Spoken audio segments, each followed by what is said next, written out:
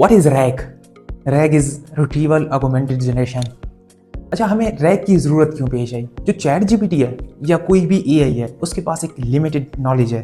वैसे तो उनके पास बहुत नॉलेज है क्योंकि वो लार्ज लैंग्वेज मॉडल है, एलएलएम्स हैं, उनके पास बहुत नॉलेज है। वो पूरे इंटरनेट की नॉलेज पे ट्रेन किए जाते हैं। बट अगर मैं चैट जीपीटी को जाके पूछूं कि who is Hamza Rahman, but chat GPT ये नहीं जानता होगा कि हमजा कौन है, क्योंकि इसके ऊपर वो ट्रेन नहीं हुआ, इसका नॉलेज उसके पास है नहीं। या इस नाम के बहुत से लोग होंगे तो वो इसमें भी कंफ्यूज हो सकते हैं। तो बहुत सी चीज़ें हैं। बट अगर मैं एक रैग सिस्टम बना दूं, मैं एआई चैट जीपीटी के कॉन्टेक्स्ट के अंदर उसके जो मेमोरी है उसके अंदर मैं अपना नॉलेज ऐड कर दूं, तो क्या वो मुझे आंसर कर पाएगा कि हु इज़ हमजा रहमान? तो बिल्कुल हाँ।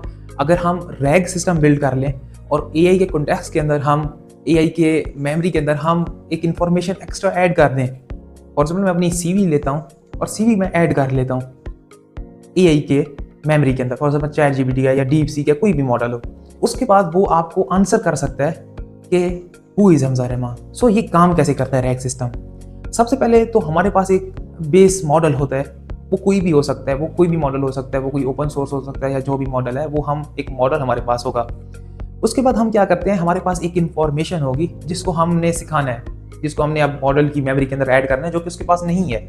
तो हम क्या करेंगे, हम सबसे पहले फॉर एग्जाम्पल मेरी सीवी ले लेते हैं। अब मेरी सीवी के अंदर वो सारी चीज़ें होंगी कि मैंने कहाँ से तालीम हासिल की और मैं कहाँ पे काम कर रहा हूँ, ये सारी चीज़ें उसके अंदर होंगी। तो अब मैं क्या करूँगा कि मैं वो सीवी जो है वो मैं सीवी का एक और मॉडल यूज़ करूँगा जो कि उस सीवी की एम्बेडिंग्स जनरेट करेगा। अब एम्बेडिंग्स क्या है?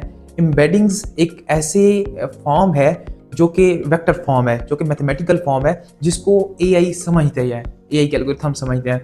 अब जैसे what is the capital of Pakistan, अब एआई को ये नहीं समझ आता, एआई को वो वेक्टर फॉर्म समझ आती है, वो मैथमेटिकल फॉर्म समझ आती है। तो सबसे पहले क्या होता है कि ये जो हम लिखते हैं इसको वेक्टर फॉर्म के अंदर कन्वर्ट करते हैं और फिर इसकी मैचिंग करके हमें एक रिजल्ट मिलता है। तो हमें भी जब एआई के कॉन्टेक्स्ट में कोई इन्फॉर्मेशन सेव करनी है तो हमें बिल्कुल वही तरीके पे चलना पड़ेगा जिस तरीके पे एआई काम करता है। तो हम सबसे पहले उस सीवी की एम्बेडिंग्स जनरेट कर लेंगे किसी एक मॉडल को यूज़ करते हुए, और वो एम्बेडिंग्स अब हम कहाँ पे रखेंगे, क्योंकि वो वेक्टर्स फॉर्म के अंदर है, मैथमेटिकल फॉर्म के अंदर है। अब वो ऐसी इंफॉर्मेशन नहीं है कि वो कुछ टेक्स्ट के अंदर इंफॉर्मेशन है। अब उनको स्टोर करने के लिए डेटाबेसेस यूज़ होते हैं। अब हम दूसरी इंफॉर्मेशन को स्टोर करना है तो हम MySQL, पोस्टग्रेस, डिफरेंट डेटाबेसेस का नाम हमने सुना होगा। बट अगर हमने उन वेक्टर्स को स्टोर कराना है तो वहाँ पे हम यूज़ करते हैं वेक्टर डेटाबेसेस।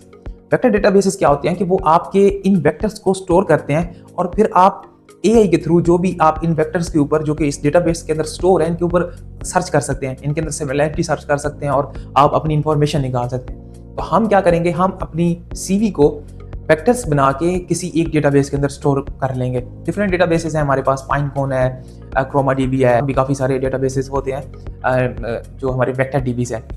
सो हम उसके अंदर अपने वेक्टर स्टोर करा लेंगे। देन अब हम क्या करेंगे, अब हम वो वेक्टर डेटाबेसेस जो हैं जिसके अंदर हमारे वेक्टर पड़े हैं वो कॉन्टेक्स्ट वो हम ऐड कर देंगे अपने उस एआई के अंदर, कि अब जहाँ पे हम एक प्रोग्राम कर रहे होते हैं तो हम वो वेक्टर कनेक्ट कर देते हैं उस वेक्टर डेटाबेस के साथ अपने एआई को।